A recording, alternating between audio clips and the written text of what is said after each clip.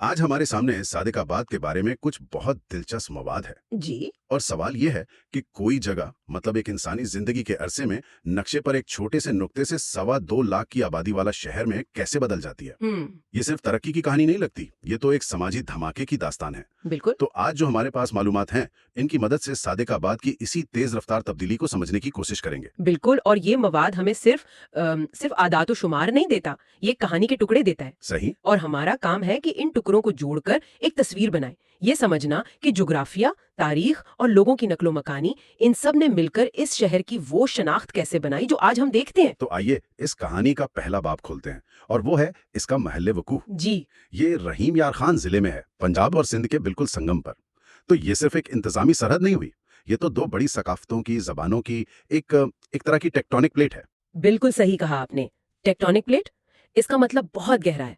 देखें, सरहद पर जो शहर होते हैं ना, वो अक्सर गेटवे या चौराहे बन जाते हैं। अच्छा। यहाँ सिर्फ सामान और तिजारत का तबादला नहीं होता, यहाँ ख्यालात, रिवायात, जबानों का भी लेन देन होता है। ये वो जगहें हैं जहाँ एक सूबे की सकाफत खत्म नहीं होती, बल्कि दूसरे में धीरे धीरे जम हो जाती है।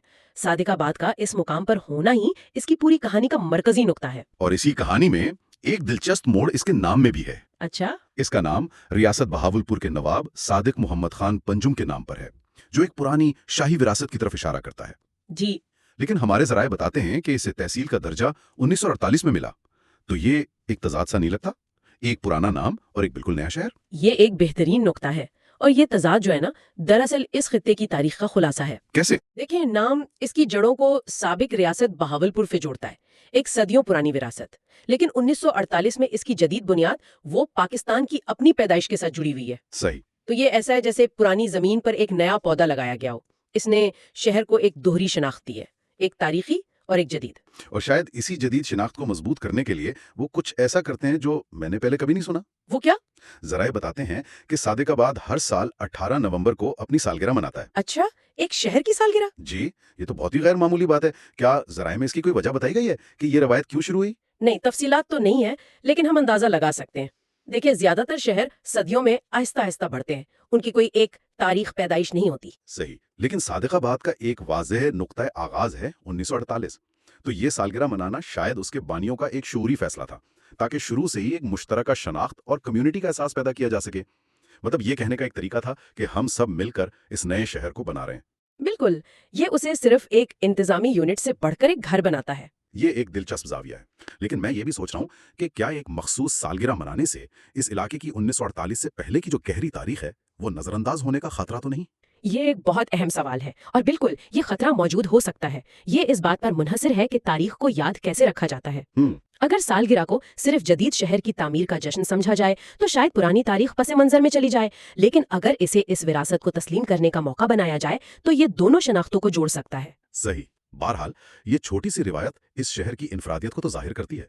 दुनिया में सिर्फ 3 शहर ऐसा करते हैं। वाह, ये तो वाकई सादिकाबाद को एक खास शख्सियत देता है। जी। और इस शख्सियत का सबसे ड्रामाई पहलू उसकी आबादी के आदादो शुमार में छुपा है। ओह, वो तो बिल्कुल ही। 1951 में यहाँ सिर्फ 5,739 लोग थे। सिर्फ 5,000? और आज 2023 की मर्दमशुमारी के मुताबिक ये तादाद 2,74,210। ये तकरीबन 48 गुना इजाफा है। 48 गुना? ये सिर्फ आदादो शुमार नहीं है जैसा आपने शुरू में कहा, ये एक समाजी धमाका है। बिल्कुल। जरा तसव्वुर करें, इसका मतलब ये है कि शहर में आज भी ऐसे बुजुर्ग होंगे जिन्होंने अपनी आंखों से इसे धूल उड़ाते एक छोटे से कस्बे से एक बड़ा शहर बनते देखा है। उन्होंने बैलगाड़ियों को ट्रकों से और कच्चे मकानों को कंक्रीट के जंगलों से बदलते देखा होगा। इस तब्दीली की रफ्तार ने नस्लों के दरमियान कितना बड़ा फर्क पैदा किया होगा। और इस धमाके के पीछे कोई वजह तो होगी। इतने सारे लोग आखिर सादिकाबाद आए क्यों? क्या जरा इस बारे में कुछ बताते हैं? गंदुम? जी, कपास, गंदुम, गन्ना तो इब्तिदाई कशिश ज़राअत से वाबस्ता रोजगार हो सकता है। फिर जैसे जैसे आबादी बढ़ी, तिजारत और छोटी सनत ने जन्म लिया होगा। और इसका गेटवे होना, पंजाब और सिंध के दरमियान तिजारती रास्ते पर वाक़े होना। बिल्कुल, ये उसे कारोबार के लिए एक फितरी मरकज बनाता है। लोग बेहतर जिंदगी, बेहतर रोजगार, अपने बच्चों के लिए बेहतर मुस्तकबिल की उम्मीद में यहाँ आए होंगे।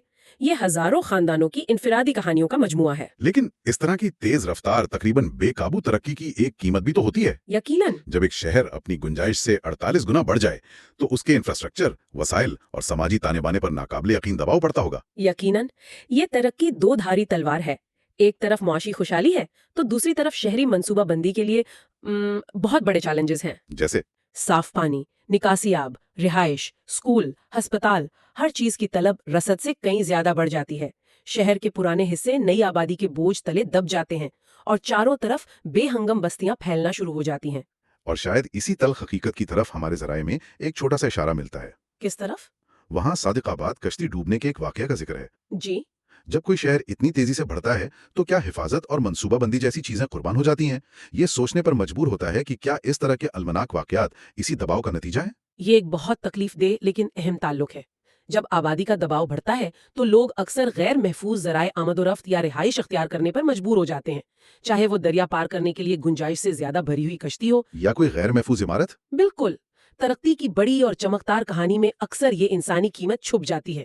یہ صنعت بھی شہر کی تاریخ کا اتنا ہی حصہ ہے جتنا کہ اس کی بلند عمارتیں اور بڑھتی ہوئی آبادی۔ تو یہ تمام لوگ جو یہاں آئے وہ اپنے ساتھ صرف امیدیں تو نہیں لائے ہوں گے؟ نہیں، وہ اپنی زبانیں اور اپنی ثقافتیں بھی ساتھ لائے ہوں گے۔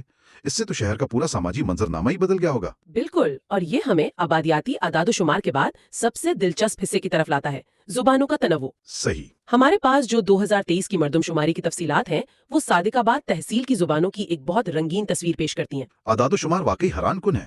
سب سے زیادہ بولی جانے والی زبان سرائکی ہے، تقریباً 55%، جو اس خطے کی مقامی زبان ہے۔ جی، یہ ظاہر کرتا ہے کہ شہر اپنی جڑوں سے جڑا ہوا ہے۔ لیکن اس کے بعد تقریباً 26% پنجابی بولنے والے ہیں۔ اور یہیں سے کہانی دلچسپ ہوتی ہے۔ اس کے بعد سندھی بولنے والوں کی بھی قابل ذکر تعداد ہے، تقریباً 7%۔ اور بلوچی بھی ہے، 4% سے زیادہ۔ جی، اور پھر اردو، ہندکو اور دوسری زبانیں بھی ہیں۔ یہ تو ایک حقیقی لسانی گلدستہ ہے۔ ذرا تصور کریں صادق آباد کے مرکزی بازار میں چلتے ہوئے کیسا محسوس ہوتا ہوگا۔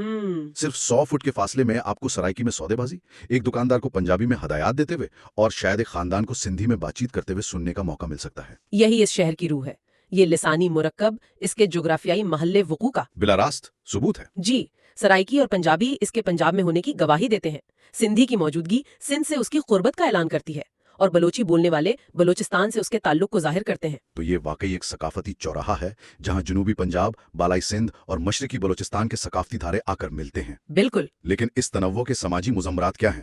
کیا یہ مختلف لسانی گروہ اپنی الگ الگ شناختیں رکھتے ہیں یا وقت کے ساتھ کوئی نئی مشترکہ صادق آبادی شناخت ابھر رہی ہے؟ یہ ایک پیچیدہ عمل ہے۔